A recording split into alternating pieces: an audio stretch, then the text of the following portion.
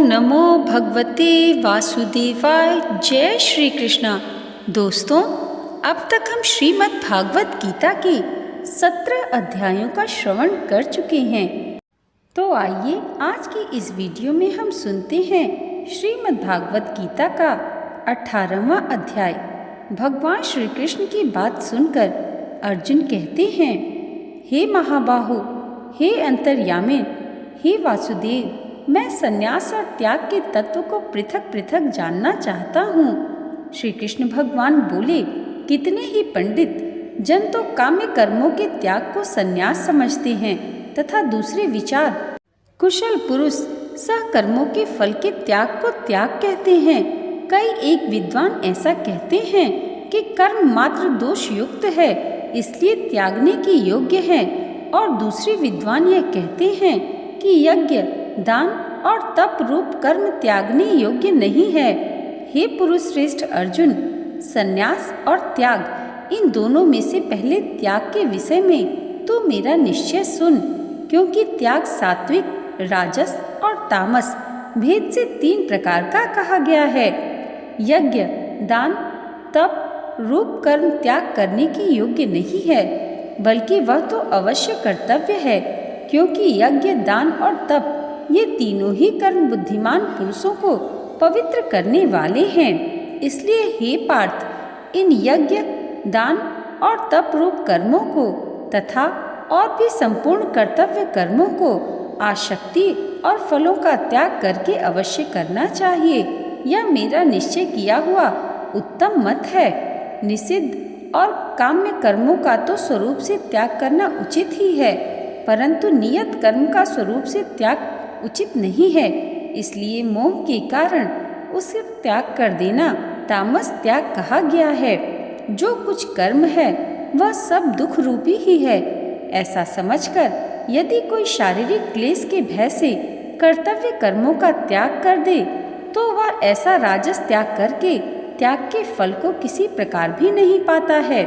हे अर्जुन, जो शास्त्र विहित कर्म करना कर्तव्य है, इसी भाव से आसक्ति और फल का त्याग करके किया जाता है, वही सात्विक त्याग माना गया है।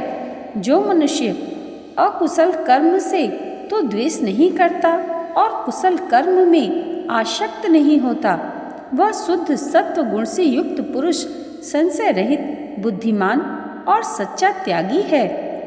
क्योंकि शरीरधारी किसी भी मनुष्य के द्वारा संपूर्णता से सब कर्मों का त्याग किया जाना शक्य नहीं है। इसलिए जो कर्मफल का त्यागी है वही त्यागी है, यह कहा जाता है। कर्म फल का त्याग न करने वाले मनुष्यों के कर्मों का तो अच्छा बुरा और मिला हुआ ऐसे 3 प्रकार का फल मरने के पश्चात अवश्य होता है, किंतु कर्म फल का त्याग कर देने वाले मनुष्यों के कर्मों का फल किसी काल में भी नहीं होता है। हे महाबाहु, संपूर्ण कर्मों की सिद्धि के ये 5 हेतु कर्मों का अंत करने के लिए उपाय बतलाने वाले सांख्य शास्त्र में कहे गए हैं। इनको तू मुझसे भली भांति जान। इस विषय में अर्थात कर्मों की सिद्धि में अधिष्ठान और कर्ता तथा भिन्न भिन्न प्रकार के कारण एवं नाना प्रकार की अलग अलग चेष्टाएं, और वैसे ही 5वां हेतु दैव है। मनुष्य मन, वाणी और शरीर से शास्त्रानुकूल अथवा विपरीत जो कुछ भी कर्म करता है, उसके ये 5 कारण हैं। परंतु ऐसा होने पर जो मनुष्य अशुद्ध बुद्धि होने के कारण उस विषय में यानी कर्मों के होने में केवल शुद्ध स्वरूप आत्मा को कर्ता समझता है, वह मलिन बुद्धि वाला अज्ञानी अर्थात नहीं समझता है। जिस पुरुष के अंतःकरण में मैं करता हूँ ऐसा भाव नहीं है, तथा जिसकी बुद्धि सांसारिक पदार्थों में और कर्मों में लिपायमान नहीं होती, वह पुरुष इन सब लोगों को मारकर भी वास्तव में न तो मारता है और न पाप से बंधता है। ज्ञाता, ज्ञान और ज्ञेय ये 3 प्रकार की कर्म प्रेरणा है, और कर्ता, करण तथा क्रिया यह 3 प्रकार का कर्म संग्रह है। गुणों की संख्या करने वाले शास्त्र में ज्ञान और कर्म तथा कर्ता गुणों के भेद से 3 प्रकार के ही कहे गए हैं। उनको भी तू मुझसे भली भांति सुन।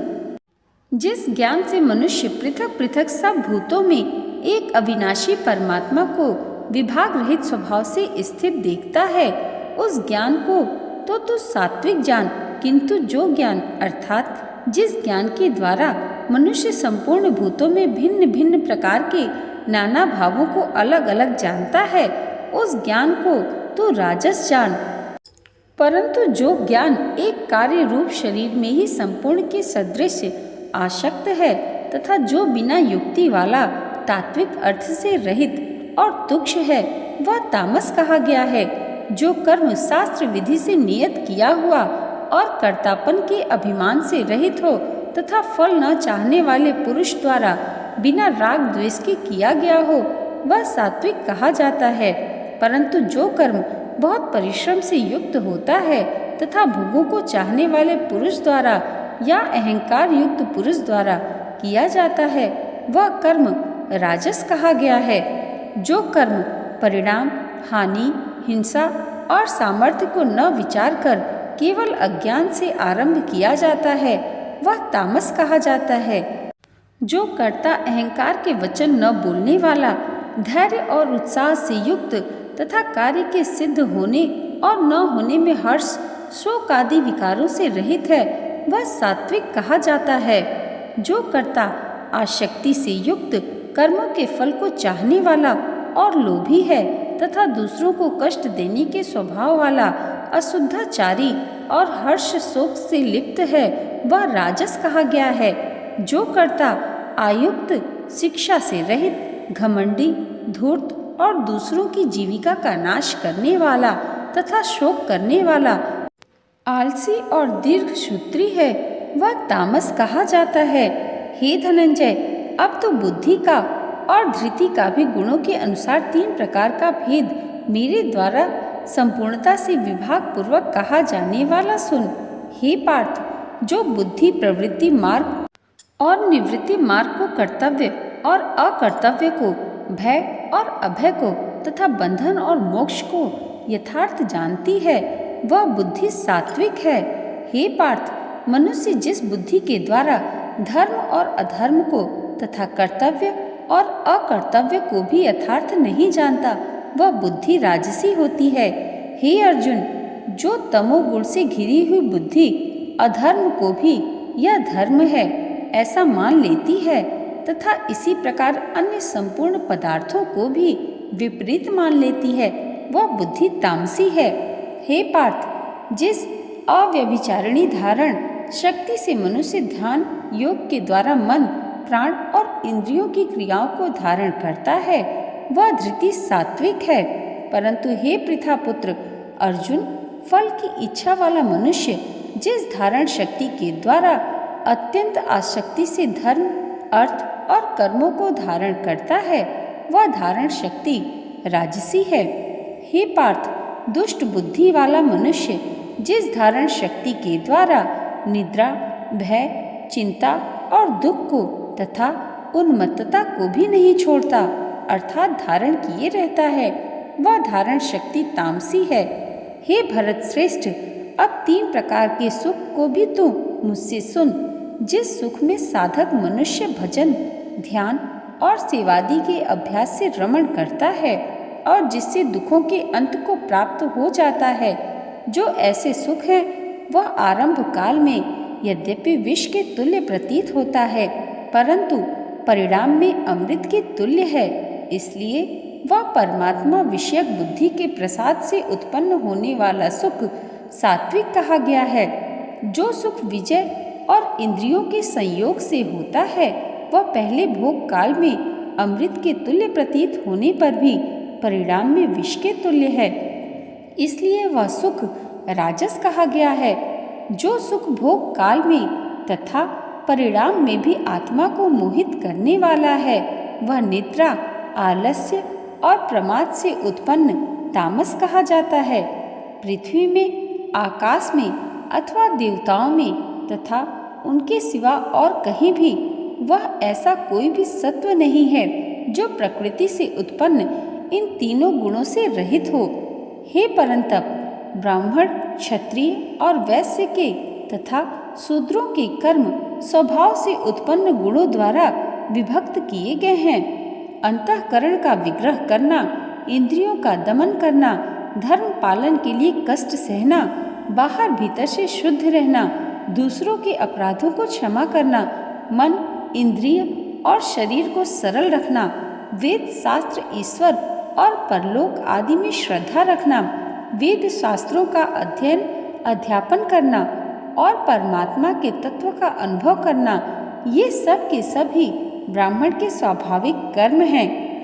शूरवीरता, तेज, धैर्य, चतुरता और युद्ध में न भागना, दान देना और स्वाभिभाव, ये सब के सभी क्षत्रिय के स्वाभाविक कर्म हैं। खेती, गोपालन और क्रय विक्रय रूप सत्य व्यवहार ये वैश्य के स्वाभाविक कर्म हैं तथा सब वर्णों की सेवा करना शूद्र का भी स्वाभाविक कर्म है।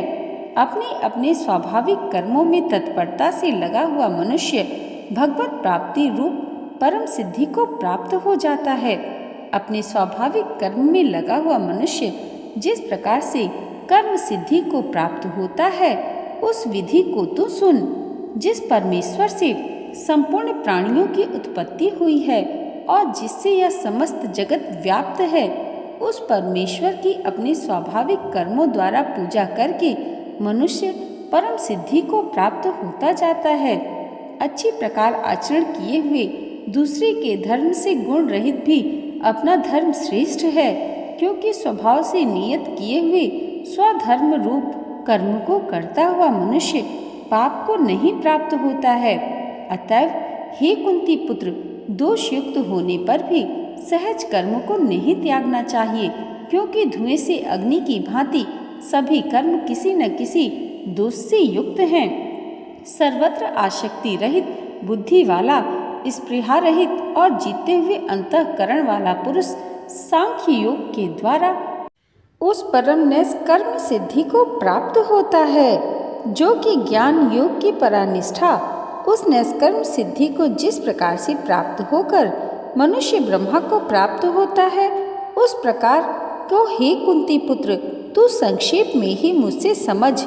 विशुद्ध बुद्धि से युक्त तथा हल्का, सात्विक और नियमित भोजन करने वाला, शब्दादि विषयों का त्याग करके एकांत और शुद्ध देश का सेवन करने वाला, सात्विक धारण शक्ति के द्वारा अंतःकरण और इंद्रियों का संयम करके मन, वाणी और शरीर को वश में कर लेने वाला, राग द्वेष को सर्वथा नष्ट करके भली भांति दृढ़ वैराग्य का आश्रय लेने वाला तथा अहंकार, बल, घमंड, काम, क्रोध और परिग्रह का त्याग करके निरंतर ध्यान योग के परायण रहने वाला, ममता रहित और शांति युक्त पुरुष सच्चिदानंद धन ब्रह्मा में अभिघ्न भाव से स्थित होने का पात्र होता है। फिर वह सच्चिदानंद धन ब्रह्मा में एक ही भाव से स्थित प्रसन्न मन वाला योगी न तो किसी के लिए शोक करता है और न किसी की आकांक्षा ही करता है। ऐसा समस्त प्राणियों में समभाव वाला योगी मेरा पराभक्ति को प्राप्त हो जाता है। उस पराभक्ति के द्वारा वह मुझ परमात्मा को मैं जो हूँ और जितना हूँ ठीक वैसा का वैसा तत्व से जान लेता है तथा उस भक्ति से मुझको तत्व से जानकर तत्काल ही मुझ में प्रविष्ट हो जाता है। मेरे परायण हुआ योगी तो संपूर्ण कर्मों को सदा करता हुआ भी मेरी कृपा से सनातन अविनाशी परम पद को प्राप्त हो जाता है। सब कर्मों को मन में मुझ में अर्पण करके तथा समबुद्धि रूप योग को अवलंबन करके मेरे परायण और निरंतर मुझ में चित्त वाला हो। उपर्युक्त प्रकार से मुझ में चित्त वाला होकर तू मेरी कृपा से समस्त संकटों को अनायास ही पार कर जाएगा। और यदि अहंकार के कारण मेरे वचनों को न सुनेगा तो नष्ट हो जाएगा, अर्थात परमार्थ से भ्रष्ट हो जाएगा। जो तू अहंकार का आश्रय लेकर यह मान रहा है कि मैं युद्ध नहीं करूँगा, तेरा यह निश्चय मिथ्या है, क्योंकि तेरा स्वभाव तुझे जबरदस्ती युद्ध में लगा देगा। हे कुंती पुत्र, जिस कर्म को तू मोह के कारण करना नहीं चाहता, उसको भी अपने पूर्वकृत स्वाभाविक कर्म से बंधा हुआ परवश होकर करेगा। हे अर्जुन, शरीर रूप यंत्र में आरूढ़ हुए संपूर्ण प्राणियों को अंतर्यामी परमेश्वर अपनी माया से उनके कर्मों के अनुसार भ्रमण करता हुआ सब प्राणियों के हृदय में स्थित है। हे भारत, तू सब प्रकार से उस परमेश्वर की ही शरण में जा। उस परमात्मा की कृपा से ही तू परम शांति को तथा सनातन परम धाम को प्राप्त होगा। इस प्रकार यह गोपनीय से भी अति गोपनीय ज्ञान मैंने तुमसे कह दिया। अब तो इस रहस्य युक्त ज्ञान को पूर्णतया भली भांति विचार कर जैसे चाहता है वैसे ही कर। संपूर्ण गोपनीयों से अति गोपनीय मेरे परम रहस्य युक्त वचन को तू फिर भी सुन। तू मेरा अतिशय प्रिय है, इसमें यह परम हितकारक वचन मैं तुमसे कहूँगा। हे अर्जुन, तू मुझ में मन वाला हो, मेरा भक्त बन, मेरा पूजन करने वाला हो और मुझको प्रणाम कर। ऐसा करने से तू मुझे ही प्राप्त होगा, या मैं तुझसे सत्य प्रतिज्ञा करता हूँ, क्योंकि तू मेरा अत्यंत प्रिय है। संपूर्ण धर्मों को अर्थात संपूर्ण कर्तव्य कर्मों को मुझ में त्याग कर तू केवल एक मुझ सर्वशक्तिमान सर्वाधार परमेश्वर की ही शरण में आ जा। मैं तुझे संपूर्ण पापों से मुक्त कर दूंगा। तू शोक मत कर। तुझे यह गीता रूप रहस्य में उपदेश किसी भी काल में न तो तप रहित मनुष्य से कहना चाहिए, न भक्ति रहित और न बिना सुनने की इच्छा वाले से ही कहना चाहिए, तथा जो मुझ में दोष दृष्टि रखता है उससे तो कभी भी नहीं कहना चाहिए। जो पुरुष मुझ में परम प्रेम करके इस परम रहस्य युक्त गीता शास्त्र को मेरे भक्तों में कहेगा वह मुझको ही प्राप्त होगा, इसमें कोई संदेह नहीं है।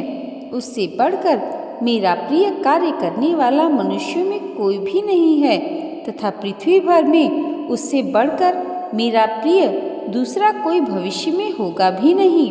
जो पुरुष इस धर्म में हम दोनों के संवाद रूप गीता शास्त्र को पढ़ेगा उसके द्वारा भी मैं ज्ञान यज्ञ से पूजित होऊंगा, ऐसा मेरा मत है।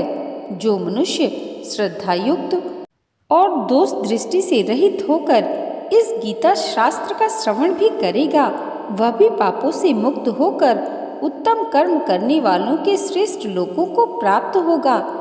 हे पार्थ, क्या इस गीता शास्त्र को तूने एकाग्र चित्त से श्रवण किया? और हे धनंजय, क्या तेरा अज्ञान जनित मोह नष्ट हो गया है?